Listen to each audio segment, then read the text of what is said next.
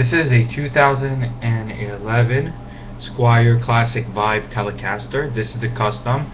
They make two versions of the Classic Vibe Telecasters. One is a 50s version, which comes with a maple fretboard, and this comes with rosewood, of course, is the classic, the custom version. And there's a few differences between this and a standard type of Telecaster that you would buy from Squier.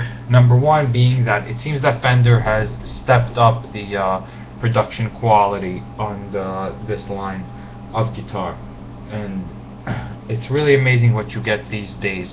That being said, you'd see all these videos here on YouTube of different people that will come online and they'll grab one of these and they'll grab a USA custom shop Telecaster, play it through the same amp, and say, wow, look how good, or look how close it sounds. And that may be the case. They may sound pretty close because the hardware, of course, is very similar. The physical structure of the guitar is very similar. One of the features that stand out is this bridge over here, which has the 3T saddles on it instead of the 6 individual saddles. And it's a little bit of a pain in the ass to intonate, but when you do it once and you get it right, then it's pretty much set. You know, as long as you use the same gauge string and whatnot, then you'll be alright. It helps the guitar resonate a lot. They have a cover that you could get for it that's called an ashtray. You just put that over this, it gives you like a slick kind of 50s feel, and it also protects the strings from being muted when you're playing with your palm. If you get really close, especially if you got a finger picking style or something along that nature. That all being said, when you see these people comparing these guitars to the USA guitars, I'm not trying to knock any Chinamen by saying that they cannot produce a guitar as well as an American can. That's definitely not the case. I'm sure they can, but there are a few differences in quality that you might want to take note of. One is in quality control, one is in the type of woods that are used, and just overall the build quality, the craftsmanship that goes into the instrument. While this may look very similar and sound somewhat similar, the physical features of the guitar, such as the neck radius and things of that nature, just the way they play altogether, these come out great from China for the price they are. But it's like I say, for $400, it's an okay instrument. This is what I would consider a good guitar for a beginner. You wouldn't want to buy them one of the $119 Squier Strat packs or whatever those are, because those are just complete shit from top to bottom. This is a better put together instrument. Again, there's still issues with it. It doesn't intonate properly because despite the design, the bridge is not placed properly. It could be a little bit closer, and that would help the intonation. It doesn't stay in tune that well. One of the other things that's stupid is this, let me see if I can get that in the camera, this string tree that they have here, which creates these pressure points on the strings, which keeps it from staying in tune. And what you would want to do is probably replace that with a rolling tree as soon as you can, you know, because those type of pressure points on the string, even though they're after the nut, it keeps it from staying in tune. It'll go out of tune easier. This is really nice. It has double binding on both sides, a 3-tone sunburst finish, and it's overall it's a decent quality instrument.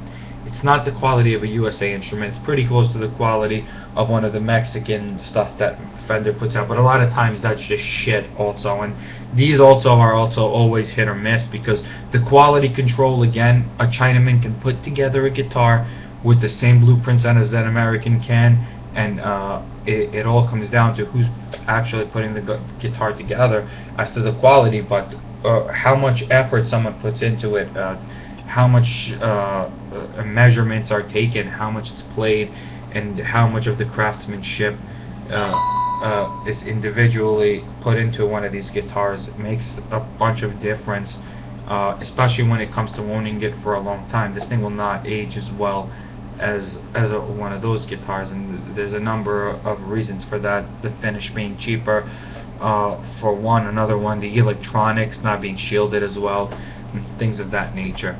So just because these people put up these videos and say, oh look, these Squiers are coming close to sounding like American guitars, sure they do, and and I mean, I'm sure that Fender Custom Shop even puts out some piece of shit guitars sometimes. I mean, a lot of Fenders are just pieces of shit, mass production units, assembly line type of things. I'm sure 15 people had their hands in putting this guitar together. But the point is that there are differences. Just because people will come on and say, oh, it sounds the same and it feels really good to me, and then they put the blindfold on and say, oh, well, let me feel it and see how it sounds, and I'll do the blind test and see which guitar I like better, and I like the Squier better than I like the USA guitar.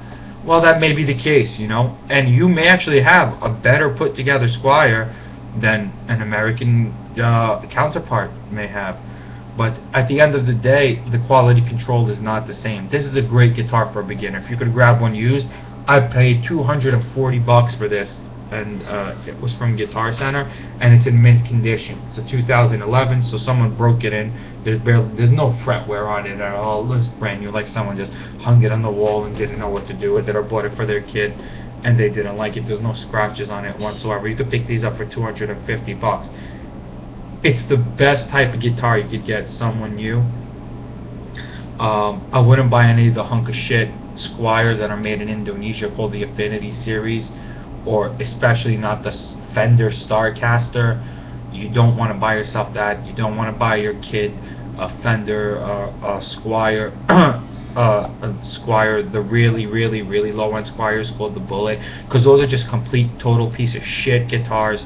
They're built like shit for mass production. Get them out the door as quickly and as cheaply as possible, and you just become the victim of that. Your kid will get a guitar that won't stay in tune. It'll deter them from wanting to play, and the guitar will sound like crap. It'll annoy you. It will annoy them, and there's just issues in it. You want to? I think Fender has done a decent job with these Squiers, trying to now put together a better quality instrument for a few $100. And that being said, they're getting closer and closer to the quality of the Mexican guitars, and the quality of the Chinese guitars has really stepped up, coming from these Chinese factories, which is why I like this guitar in particular. I pick one, and I don't usually play a Squier. I have PRSs and Strats and things of that nature, American guitars that I really like. But there was a lot of hype about this. I thought I'd pick one up, and I did. And yes, it plays really nice. It sounds very nice plugged in. I'm not going to plug it in for you here. I'll make another video on that. But it does sound really nice. But you can feel the difference between this and an American. When I pick up my USA special Telecaster, I feel it right away. And just the neck, it feels stiff. It feels tough. It feels like the guitar could take more abuse. This thing feels like if you drop it, it's done. And I don't know what it is. Maybe it's psychological for me, but I can tell that this is a good guitar. It's a great guitar for many of you. If you're an intermediate, if you're someone that wants to pick up a cheap Telecaster, don't pick up one of those Agili guitars, or those Xavier guitars, or those piece of shit XX guitars, Rondo, from Rondo Music or anything like that. Not to knock them. I mean, for making a guitar for $100, it is what it is. You get what you pay for. You get value in that. You get a Strat-like guitar that you can upgrade and modify and whatnot for $100. But you don't want to get that for yourself if you don't know how to set up the guitar yourself. If you don't know how to adjust the truss rod, if you don't know how to intonate the strings properly, you don't know how to set up your bridge, you don't know much about the pickup heights, you don't know how to wire the electronics in this thing. If you can't do that, you don't want a hunk of shit guitar, because you're not going to be able to play it, and you don't want to go spend $60 or $50 or whatever it is setting up the hunk of shit guitar every few months, because thing won't stay in tune. So you're better off buying a quality instrument. And I tell people that all the time. If your kid's going to take it seriously, or if you want to take it seriously, then buy yourself a guitar. There's always the myth out there that someone should start out on an acoustic guitar, but I personally think if you want to play the blues, you pick up a blues guitar.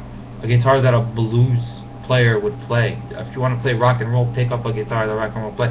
Look at Jimi Hendrix, he's right here, right behind me, and you can get his advice as well. The guy just one day picked up a Strat, said, well, you know, I can't really play it like this, turned the thing over, said that's better, and you know, figured it out from there. So my advice to all of you that are interested in picking up this Squier Classic Vibe Telecaster, pick one up used, pay $250. Don't pay $400 and buy one new, because it's not worth $400 or $400. You could go online and find yourself a used Japanese Strat. You could find yourself a better quality instrument than one of these. Although it's not total crap, for $250 it's worth it. For $400, if you're gonna pay tax and shipping on that, forego it completely. You know, buy your kid a used guitar. A used guitar that's a quality instrument is still better than a new piece of shit. And that's just my personal opinion. Maybe there's some people on here that will disagree with me and fight with me and say, well, I love my Squier and there's no USA guitar that can stand up to it. There's no Japanese guitar. There's no guitar anywhere in the world. What I would say to those people is, you obviously don't know jack shit about guitars. You probably never owned a quality instrument, and that's why you say that. If you've only owned $300 guitars, you wouldn't know what a good guitar is, because you wouldn't know how a good guitar intonates properly and stays in tune, and just how your adjustments when setting up the guitar works, unless you've actually worked on these guitars and, you know, worked on the action, worked on the buzzing, worked on the pickups, worked on the electronics, and worked on everything else in the guitar. You don't really know, you know, how well of a quality instrument it is. Some of these things need a lot of work, consistent adjustments, and that goes across the board. You find that. So any type of guitar. So if you're lucky, you get a good one. It really comes down to that. It's hit or miss, but Fender has stepped up. I will give them credit. I usually call them complete pieces of shit, but for $250, it's not a complete piece of shit. It's only a semi piece of shit. It sounds nice. It plays decently. The neck is not really to my liking. They kind of feel like a little thin and kind of like you couldn't break it by pushing it, you know. They're flexible. They don't have the stiffness that you get from a nice American maple neck, you know.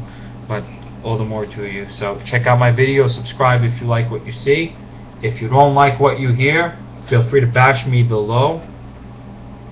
And if you want to buy this guitar, you have my blessing, as long as you get it for a good price and do not buy it new.